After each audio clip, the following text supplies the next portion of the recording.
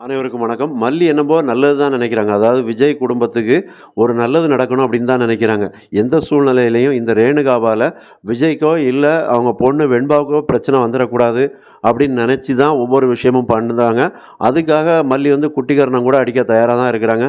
அதனால தான் இந்த ரேணுகாவ வந்து அவங்களோட முகச்சாயத்த வெளுக்க வைக்கணும் அப்படிங்கிறதுக்காக தான் நிறையா பிளான் பண்ணிக்கிட்டே இருக்காங்க. அவங்களுக்கு பேக் போனா இருக்கிறது அவங்க ஃபேமிலியில மனோகர்லேருந்து அவங்க அண்ணன் பாபு, நாகு, அன்னபூர்ணி எல்லாருமே பண்ணிட்டு தான் இருக்காங்க.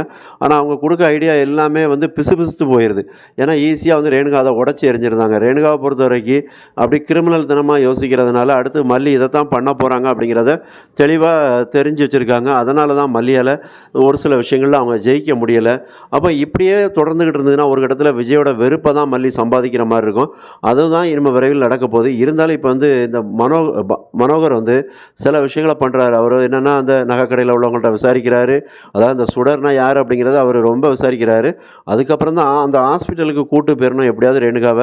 அங்க போய் அவங்கள செக்கப்ல மாட்டி விட்டு செக்கப் பண்ண வச்சு, அவங்களுக்கு வந்து எந்த ப்ராப்ளமும் இல்ல அப்படிங்கிறத தெரியப்படுத்தணும். அத ஒரு ரிப்போர்ட்டாவும் வாங்கிரணும் அப்படின்னு தான் மனோகர் நினைக்கிறாங்க. அதனால தான் வந்து மல்லிகிட்ட சொல்றாங்க, "எப்படியாவது ரேணுகாவ வந்து வீட்ட விட்டு வெளிய கூட்டு வந்துரு. அதுவும் குறிப்பா அந்த ஹாஸ்பிட்டலுக்கு கூட்டு வந்துரு" அப்படின்னு சொல்றாங்க. மல்லியும் சரின்னு தான் சொல்றாங்க.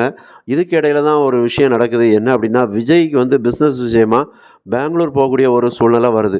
அப்போ உடனே பெங்களூர் போலாம் அப்படின்னு விஜய் சொல்லும்போது தான், இங்க வந்து என்ன பண்ணுதாங்க, விஜயோட முதுகுல இந்த ரேணுகா தொத்திக்கிறாங்க. "விஜய் நானும் வரேன். நானும் எவ்வளோ நாளைக்கு தான் இங்க தனியா இருக்கிறது? ஏன்னா உங்களோட நான் இருக்கணும். உங்க கூட வரணும். உங்க தோள்ல சாஞ்சுக்கிடணும்.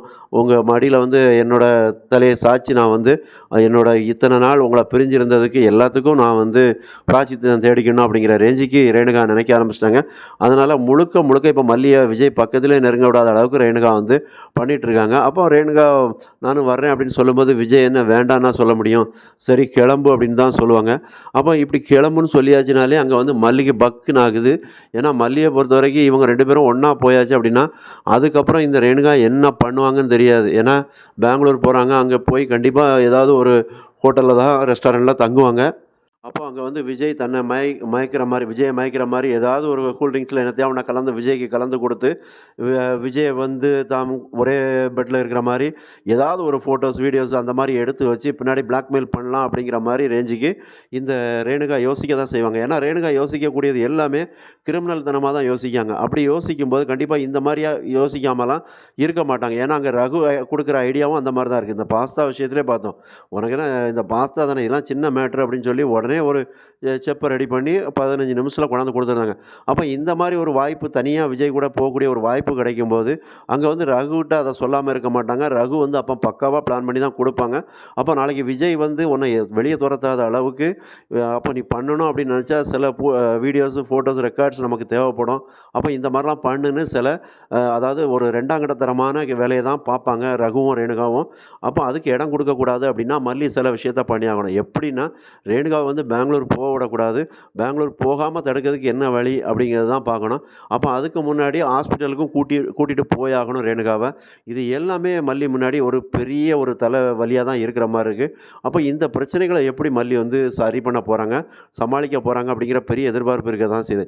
ஒரு விஷயம் பண்ணுவாங்க, ஹாஸ்பிட்டலுக்கு கூட்டு போனா வெளியில போணும் அப்படிங்கிறத இப்போ வேணா பெங்களூர் போகணுங்கும்போது, அந்த இடத்துல விஜய் கிட்ட வந்து மல்லி என்ன சொல்லுவாங்க, "இல்ல ரேணுகா அக்காவ தானே நானே இங்க இருக்கிற இடங்களுக்கு சுத்தி காட்டுறேன். இங்க பார்க் இருக்கு. அங்க அந்த மாரியான இடங்கள்லாம் இருக்கு" அப்படின்னு சொல்லி நான் கூட்டு போறேன். அவங்களுக்கு மைண்ட ரிலாக்ஸ் பண்றேன். ஏன்னா அவங்க வீட்டுக்குள்ளே இருக்கிறதுனால அவங்களுக்கு ஒரு ப்ரெஷர் இருக்க தான் செய்யும்.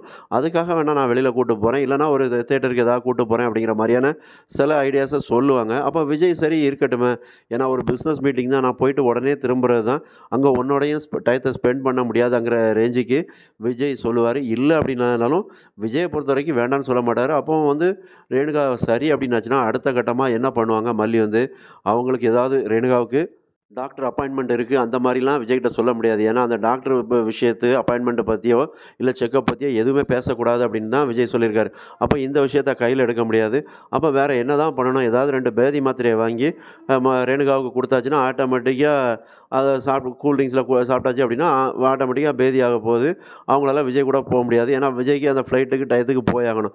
அப்ப இந்த மாரியான ஒரு விஷயத்த தான் மல்லி கையில எடுத்தாகணும். இல்ல அப்படின்னா, ரேணுகாவ ஏதாவது டக்குன்னு மனோகர் எல்லாம் சேர்ந்து அப்படியே ரூம்குள்ள ஏதாவது அடைச்சி போடுற மாரி, அந்த மாரி பண்ணேன். ஏன்னா அடைச்சி போடுறது அப்படிங்கிறது அவ்வளோ சாதாரணமா பண்ண முடியாது.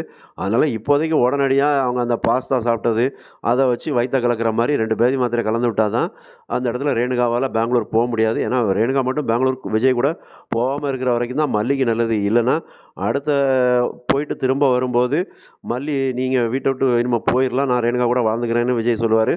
மறக்காம சப்ஸ்கிரைப் பண்ணுங்க, கமெண்ட் பண்ணுங்க, லைக் பண்ணுங்க. நன்றி.